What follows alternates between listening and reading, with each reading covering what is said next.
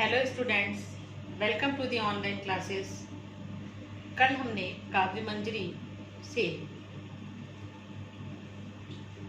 काव्य मंजरी के लेसन 8 उद्यमी नर की व्याख्या की थी। उसके 2 पार्ट को हमने पढ़ाया था। आज तीसरे पार्ट की तरफ देखेंगे। उद्यमी नर कविता में रामधारी सिंह दिनकर ने उद्यमी व्यक्तियों के महत्व को बताया है। उद्यमी नर के महत्व को बताते हुए उन्होंने कहा है कि ईश्वर ने इस पूरी प्रकृति को एक आवरण के नीचे छिपा के रखा है। जितने भी तत्व हैं उनको एक आवरण के नीचे छिपा कर रखा हुआ है और परिश्रमी व्यक्ति उस आवरण को हटा करके सारे सुख साधन उपलब्ध करा रहा है। परिश्रमी व्यक्ति ही वह एकमात्र साधन है जो कि प्रकृति से ही वो सारी चीजें प्राप्त कर रहा है, जिसे आज विज्ञान कहते हैं। विज्ञान की सारी सुख सुविधाएं कहीं ना कहीं प्रकृति से जुड़ी हुई हैं।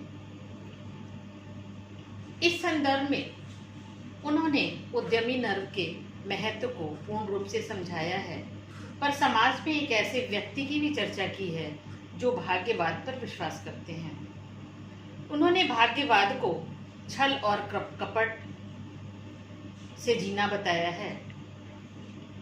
बिना परिश्रम के कमाई हुई संपत्ति को भाग्यवादी अपना भाग्य बताते हैं। अगर उनका भाग्य इतना प्रबल है तो पृथ्वी स्वयं उनके चरणों पे ला करके सब कुछ क्यों नहीं डाल देती है, क्योंकि कुछ पुरुषार्थी और कर्मठ व्यक्ति ही इन साधनों को जुटाते हैं और इनका शोषण करके ही भाग्यवादी व्यक्ति अपने आप को बहुत भाग्यशाली समझते हैं। तो आइए अब हम इस कविता की तीसरे भाग की व्याख्या देखते हैं। उपजाता क्यों विभव प्रकृति को सींच सींच वह जल से, क्यों न उठा लेता निसंचित कोष भाग्य के बल से। कवि कहता है कि परिश्रम से ही मनुष्य अन्न और रत्न पृथ्वी के गर्भ से प्राप्त करता है। और यह बात कहते हुए वह कहता है कि अगर भाग्य प्रबल है, परिश्रम प्रबल नहीं है, तो क्यों ना भाग्य के बल से जो कोश में, जो पृथ्वी के गर्भ में सारी चीजें संचित हैं, वो अपने आप क्यों नहीं बाहर आ जाती हैं। उपजाता क्यों विभव प्रकृति को सींच सींच व बल से, अर्थात धरती, विभव मतलब होता है धन। धन की तुलना यहाँ पे की गई है धन धान्य फसल से। धरती को जल से सींच सींच करके परिश्रमी व्यक्ति धान्य प्राप्त करता है और कहीं भी कोई भी ऐसा प्रमाण नहीं मिलता जिसमें स्वयं फसल अपने आप से उगती है। जो परिश्रमी है वही इस फसल को या इस धान्य को प्राप्त कर सकता है। एक मनुष्य संचित करता है अर्थ पाप के बल से। मनुष्यों के बारे में, उन भाग्यवादी मनुष्यों के बारे में रामधारी सिंह दिनकर कहते हैं कि ऐसे भी मनुष्य हैं जो अर्थ अर्थात धन को अपने पाप की बल से, अपने छल और कपट के द्वारा कमाता है और उसे संचित अर्थात इकट्ठा करता है और भोगता उसे दूसरा भाग्यवाद के बल से, और उसके उत्तराधिकारी हैं वो भाग्यवाद की बल पे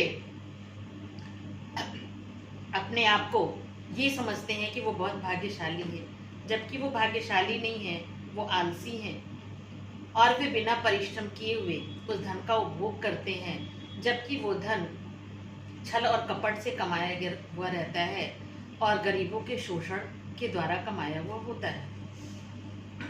नर समाज का भाग्य एक है, वह श्रम व भुजबल है। कवि के अनुसार ये मनुष्य समाज का, इस मनुष्य समाज का भाग्य सिर्फ एक ही है, वह है श्रम अर्थात परिश्रम, और वह भुजाओं की शक्ति से आता है। जिसके सम्मुख झुकी हुई यह पृथ्वी विनीत नवतल है, और ऐसे परिश्रमी व्यक्ति के सामने ही पृथ्वी नतमस्तक है, अर्थात पृथ्वी ही उनके सामने उन सारी चीजों को अपने आप नहीं देती। जो परिश्रमी व्यक्ति हैं उनके लिए उसके अंदर उदारता आ जाती है, और वो परिश्रम के द्वारा ही वो सारी चीजें प्राप्त कर सकता है। जिसने श्रम जल दिया उसे पीछे मत रहने दो। रामधारी सिंह दिनकर इस कविता के माध्यम से यह संदेश देते हैं कि जिसने श्रम जल दिया है, अर्थात जिसने अपना पसीना बहाया है, उसे पीछे मत रहने दो। अर्थात जिस मनुष्य ने परिश्रम से इस पृथ्वी को जीता है, अर्थात अपने परिश्रम से सुख साधन एकत्र किए हैं, उस पर सबसे पहला उसका अधिकार है, उसे पीछे नहीं रहना है। विजित प्रकृति से पहले सबसे पहले उसको सुख पाने दो। विजित मतलब होता है जीती हुई। इस जीती हुई प्रकृति अर्थात प्रकृति पर जो विजय उसने प्राप्त की है, सर्वप्रथम इस पर उसका अधिकार है, उन्हें प्राप्त करने दो। ऐसा ना हो कि कोई अपरिश्रमी व्यक्ति उसे छीन कर ले जाए और भाग्य को प्रबल होने का सहारा ले। ये कविता की व्याख्या हुई। इस कविता के आधार पे हम थोड़ा उद्यमी नर का संसार में महत्व पर भी चर्चा करेंगे। तुलसीदास ने कहा है, सकल पदारथ यही जग माही, कर्महीन नर पावत नाही।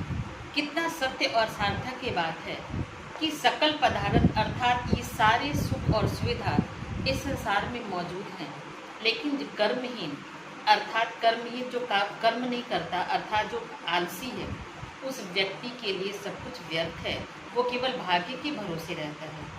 इसी प्रकार कृष्ण ने भी गीता में कर्म को फलीभूत होने का संदेश दिया हुआ है और उसी का उपदेश दिया है। इतिहास इस बात का साक्षी है कि परिश्रमशील और उद्यमी व्यक्ति को ही हमेशा सफलता मिलती है। मनुष्य को परिश्रम करके ही धन धान्य प्राप्त होता है। आकाश का कार्य है बारिश करना, लेकिन किसान अपने खेतों में अन्न कैसे उगाता है? वह बीज बोता है, हल चलाता है, समय समय पर उसके लिए जो सारी चीज़ें होती हैं उसके लिए परिश्रम करता है, तब उसे एक अच्छी फसल प्राप्त होती है। और जो व्यक्ति परिश्रम करता है, ऐसा प्रतीत होता है जैसे प्रकृति भी उसके लिए उदार हो गई है और उदारता के साथ वो उसे फलीभूत कराती है, और जैसे लगता है कि वो उसका विरोध ना करके उसका सहयोग कर रहे हैं। भाग्य के भरोसे रहने वाला व्यक्ति आलसी हो जाता है और जीवन में वो केवल पश्चाताप करता है। प्रकृति कभी भी भाग्य के भरोसे नहीं रहती। भाग्य के भरोसे रहने वाले व्यक्ति का वो साथ नहीं देती, वह सहयोग नहीं देती। ये तो नियम है, और इन सारे नियमों में कोई कवि का ये कहना है कि कोई भी भाग्यवादी नहीं है। उद्यमी नर ही प्रशंसा का पात्र है, और भाग्यवादी के पास जो संचित धन है वो शोषण किया हुआ धन है, भाग्य और छल से भोगा गया धन है। भाग्य और के नाम पर लेकर धनी व्यक्ति जो धन का उपभोग करता है वह बहुत कम समय तक चलता है। अतः इस नर समाज में भाग्य मनुष्य का परिश्रम से बहाया हुआ पसीना बताया गया है।